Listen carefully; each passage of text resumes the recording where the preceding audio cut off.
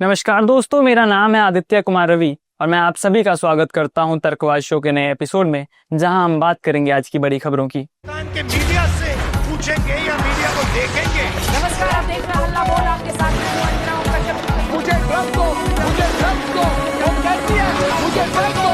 नमस्कार, मैं रवीश कुमार। बिहार में अपराध थमने का नाम नहीं ले रहा है। महज 11 दिनों के भीतर 31 लोगों की हत्या का चौंकाने वाला आंकड़ा सामने आया है। इतना ही नहीं, बल्कि राजधानी पटना में तो अपराधी आए दिन कारोबारियों को निशाना बना रहे हैं। 4 जुलाई को कारोबारी गोपाल खेमका के मर्डर से शुरू हुआ हत्याओं का सिलसिला बढ़ता ही जा रहा है। उनके बाद बालू कारोबारी और किराना दुकान संचालक की गोली मारकर हत्या कर दी गई है। सिर्फ 11 दिन और 31 हत्याएं। यह कोई सीरियल किलर सीरीज की कहानी नहीं है, यह हमारे बिहार की हकीकत है। आइए एक एक तारीख में इस खूनी खेल की दास्तान समझते हैं। इस महीने की पहली तारीख यानी 1 जुलाई को मधुबनी के विस्पी थाना क्षेत्र के सिमरी गांव में गांव के ही मोहम्मद आफ्ताब ने आपसी रंजिश में चाकू मारकर घायल कर दिया। परिजनों ने उसे अस्पताल पहुंचाया, जहां इलाज के दौरान उसकी मौत हो गई। पुलिस ने एसआईटी गठित कर 7 जुलाई 2025 को दरभंगा स्टेशन से आरोपी मोहम्मद आफ्ताब को गिरफ्तार किया। अगली खबर 3 जुलाई से मधेपुरा के मुरलीगंज के दमगारा टोला में 3 जुलाई की रात सब्जी विक्रेता दिनेश दास और उनकी पत्नी भलिया देवी की हत्या कर दी गई। शव अगले दिन ग्रामीणों को मिला। आक्रोशित लोगों ने सड़क जाम कर हत्यारों की गिरफ्तारी की मांग की। पुलिस के मुताबिक मामला जमीनी विवाद का था। अगली खबर 4 जुलाई से बेगूसराय के सिंघौल थाना क्षेत्र के फतेहपुर में स्वर्ण कारोबारी सुनील कुमार की हत्या कर दी गई। 4 जुलाई की सुबह उनका शव चार दीवारी में मिला। जांच में सामने आया है कि प्रेमिका के पति ने हत्या की साजिश रची। पुलिस ने सुनील की प्रेमिका, उनके पति नाबालिग साली को गिरफ्तार कर लिया है। अगली खबर 4 जुलाई को ही होती है। समस्तीपुर रोसड़ा के पंचायत समिति सदस्य मंजू देवी के पति सुरेश महतो को रंगदारी न देने पर गोली मार दी गई। गंभीर रूप से घायल सुरेश ने बताया, 4 बाइक सवारों ने घेर कर हमला किया। पुलिस का कहना है कि यह आपसी विवाद का मामला हो सकता है। एक और खबर 4 जुलाई से ही है। पटना के बड़े कारोबारी और बीजेपी नेता गोपाल खेमका की गोली मारकर हत्या कर दी गई। एक और खबर 4 जुलाई से ही है। बिहार के सिवान में आपसी विवाद के बाद 2 पक्षों के बीच खूनी खेल खेला गया। 3 लोगों की धारदार हथियार से हत्या कर दी गई, जबकि 3 लोग बुरी तरह से घायल हो गए। अब बढ़ते हैं 5 जुलाई की ओर। महाल गांव थाना क्षेत्र के काकोड़ा गांव में पुश्तैनी जमीन को लेकर छोटे भाई रहमान ने बड़े भाई मुदस्समीन पर फायरिंग कर दी। गोली उनके 12 वर्षीय अबू हुरैरा को लगी, जिससे उनकी मौत हो गई, जबकि मुदस्समीन घायल हो गए। पुलिस की जानकारी के अनुसार पेट के दाहिने हिस्से में हथियार से काटे जाने का निशान था। घटना के बाद से मृतका का 1 वर्षीय पुत्र लापता हो गया। किशनपुर थाना क्षेत्र अंतर्गत असनपुर कुपहा गांव के समीप कोसी नदी किनारे शुक्रवार को प्लास्टिक में बंधा महिला का शव मिला। शव की पहचान 28 वर्षीय सीमा देवी के रूप में की गई है। अगली खबर 6 जुलाई से मुजफ्फरपुर के काजी मोहम्मदपुर थाना में पंचायत रोजगार सेवक मुमताज अहमद के घर में घुसकर गला रेत कर हत्या कर दी गई। हमलावरों ने चाकू से 12 वार किए और घर में लाखों के जेवर थे, जिन्हें लूट लिए। कमरे में खून से लथपथ शव मिला। हत्या के पीछे रंजिश, लूट दोनों की आशंका बताई जा रही है। एक और खबर 6 जुलाई से ही है। बिहार में घर में घुसकर एक इंजीनियर को मौत के घाट उतार दिया गया। लूटपाट के दौरान लुटेरों ने इंजीनियर को उसकी बीवी और बच्चों के सामने ही मार डाला। मुजफ्फरपुर जिले में काजी मोहम्मदपुर थाना के मोरीपुर में खिड़की से घर में घुसकर आए अपराधियों ने लूट के दौरान चाकू गोद कर अभियंता मोहम्मद मुमताज की हत्या कर दी। वो वैशाली के भगवानपुर प्रखंड में पोस्टेड थे।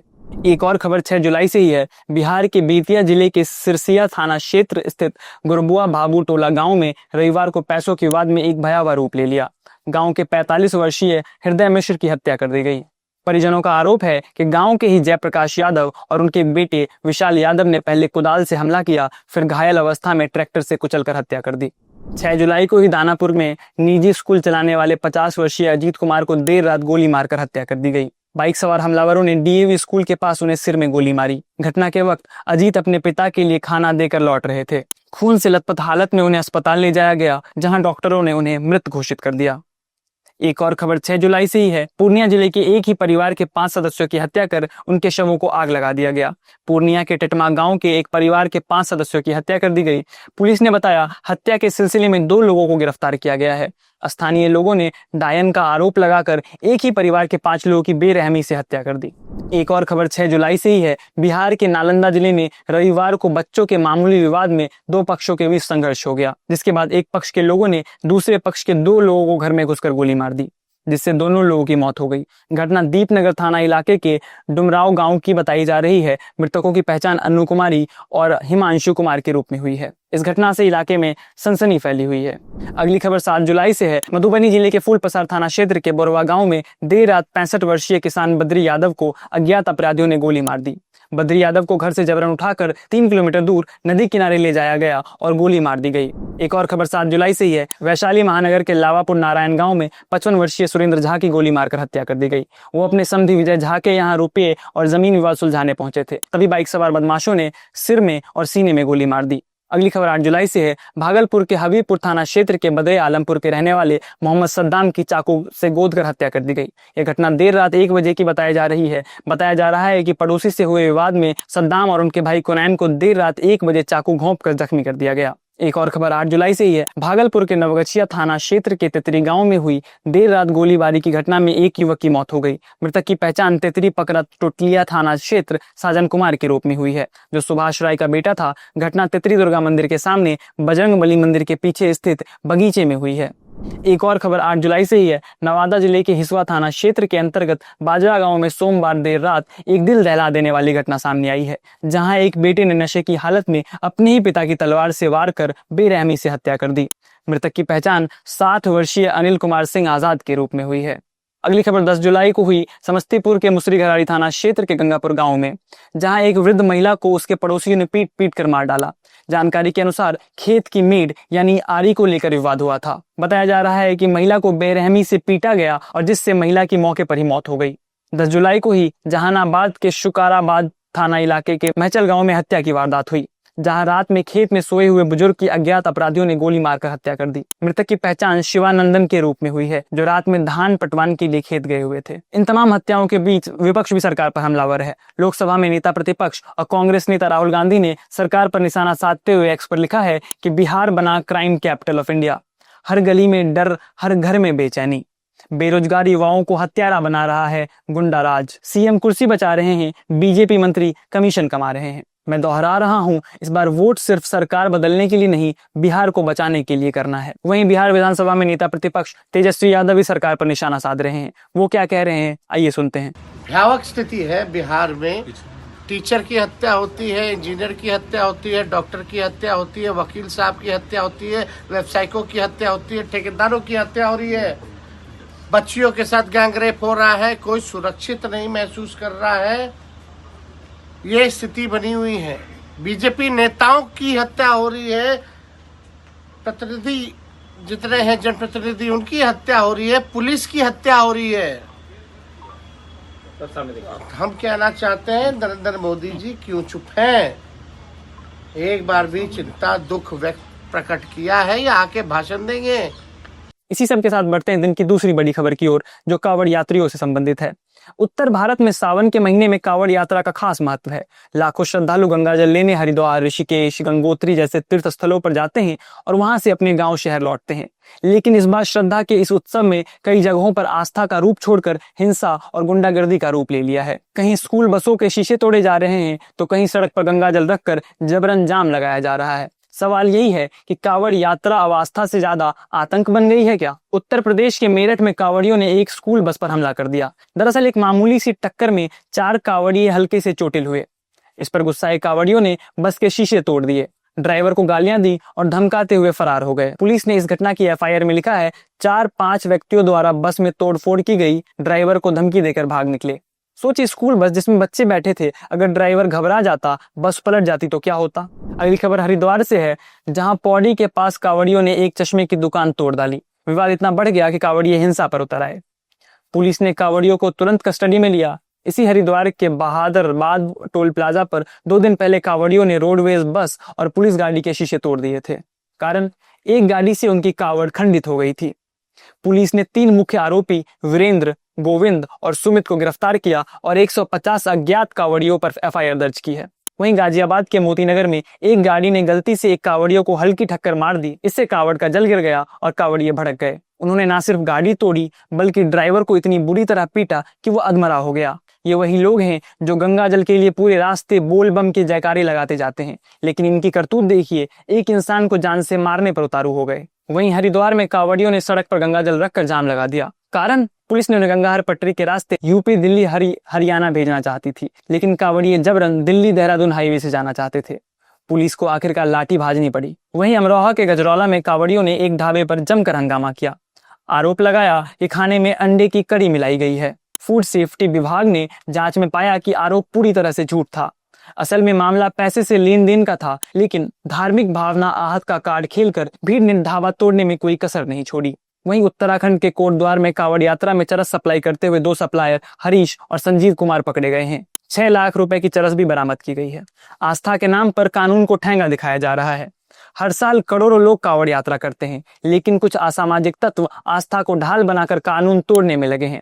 कहीं तोड़फोड़, कहीं मारपीट, कहीं पुलिस पर हमला, और इस सब के बाद भी प्रशासन की ओर से सिर्फ बड़ी कार्रवाई वाला बयान आता है। कांवड़ यात्रा का मतलब भक्ति, संयम और सेवा था। आज ये यात्रा डर और दहशत का दूसरा नाम बन गई है। सड़क पर अगर कहीं से भी बोल बम की गूंज सुनाई दे तो ड्राइवर सबसे पहले गाड़ी रोककर इधर उधर भागने की सोचता है। सवाल यही है कि क्या कांवड़ यात्रा आस्था का पर्व रह गया है या भीड़ और खूनी नाच बन गया है? क्या सड़क पर चलने वाले आम लोग सुरक्षित हैं? क्या बच्चों की बस, दुकानदार की दुकान, ढाबे का मालिक या गाड़ी का ड्राइवर, इन सब का दोष सिर्फ इतना है कि वो रास्ते पर थे? प्रशासन कब तक आखिर इन गुंडों को भक्त कहकर मचाता रहेगा? सवाल कई हैं और ये लगातार उठते रहेंगे जब तक हालात में सुधार नहीं आ जाते हैं। बहरहाल बढ़ते हैं बरेली की ओर, जहां शिक्षक रजनीश गंगवार को कॉलेज परिसर में प्रार्थना स्थल पर बच्चों के सामने तुम कावड़ लेकर मत जाना, ज्ञान का दीप जलाना गीत गाना भारी पड़ गया है। गीत गाते उनका वीडियो सोशल मीडिया पर वायरल हुआ तो हिंदूवादी संगठन के लोगों ने ऐतराज जताया, उनके खिलाफ रिपोर्ट दर्ज करा दी। बरेली के ही बहेड़ी में महाकाल सेवा समिति की तहरीर पर पुलिस ने एमजीएम इंटर कॉलेज के शिक्षक रंजीश गंगवार के खिलाफ रिपोर्ट दर्ज कर ली है। रवीश गंगवार का कावड़ ना ले जाने को लेकर एक कविता गाते हुए वीडियो वायरल हुआ था।